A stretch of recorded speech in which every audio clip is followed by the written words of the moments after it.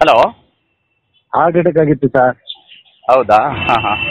ಮನೆ ಎಲ್ಲಿ, ಮನೆಯಲ್ಲೇ ಆಗಿದ್ದ ಅಥವಾ ಹಾಸ್ಪಿಟ್ಲಲ್ಲ? ಇಲ್ಲ ಸರ್, ಶೂಟಿಂಗ್ ಬಂದಿದ್ರು ಉಡುಪಿಗೆ. ಹಾಂ. ಎಲ್ಲ ಶೂಟಿಂಗ್ ಮುಗಿಸ್ಕೊಂಡು ನೈಟ್ ರೆಸ್ಟ್ ಮಾಡ್ತಾ ಇದಾರೆ ರೂಮ್ ಅಲ್ಲಿ, ಅವಾಗಿದೆ ಸರ್. ನಿನ್ನೆ ನೈಟ್ ಆಗಿತ್ತಾ ಸರ್? ನಿನ್ನೆ ನೈಟ್ ಆಗಿತ್ತು, ಹಾಸ್ಪಿಟಲ್ ಕರ್ಕೊಂಡ್ ಬಂದಿದ್ವಿ. ಸೊ ಟ್ರೈ ಮಾಡಿದ್ವಿ, ಆಗ್ಲಿಲ್ಲ. ಯಾವ ಸಿನಿಮಾ ಶೂಟಿಂಗ್ ಟೈಮಲ್ಲಿ ಆಗಿತ್ತು ಸರ್? ಒಂದೇ ನಿಮಿಷ ಸರ್, ಕೇಳ್ತೀನಿ. ಹಾಂ. ಹಲೋ ಸರ್, ಅದೇ ಏಜ್ ಎಷ್ಟಾಗಿತ್ತು, ಯಾವ ಶೂಟಿಂಗ್ ಟೈಮಲ್ಲಿ ಆಗಿತ್ತು ಅಂತ ಏನೋ ಮಾಹಿತಿ ಸಿಗ್ಬೋದಾ? ಸರ್, ಈ ಶೂಟಿಂಗ್ ಮೂವಿ ನೇಮ್ ಗೊತ್ತಿಲ್ಲ ಸರ್. ಗೊತ್ತಿಲ್ಲ, ಮೂವಿ ಗೊತ್ತಿಲ್ಲ ಅಂದ್ರೆ ಇನ್ನೂ ಇಟ್ಟಿಲ್ಲ. ಹೊಸ ಮೂವಿ ಶೈನ್ ಶೆಟ್ಟಿ ಅವರು ನಾಯಕನಾಗಿ ನಟಿಸ್ತಾ ಇದ್ರು. ಓಕೆ. ಬಿಗ್ ಬಾಸ್ ಅವ್ರ ಜೊತೆಗೆ ಇದ್ರಲ್ಲ, ಶೈನ್ ಶೆಟ್ಟಿ ಅಂತ. ಗೊತ್ತು ಗೊತ್ತು. ಅವರೇ ಹೀರೋ ಆಗಿ ಮಾಡ್ತಾ ಇದ್ರು. ಸುಮಾರು 2 ದಿವಸ ಶೂಟಿಂಗ್ ಮಾಡಿದ್ರು. ನಿನ್ನೆ ಇವತ್ತು ಥರ್ಡ್ ಡೇ.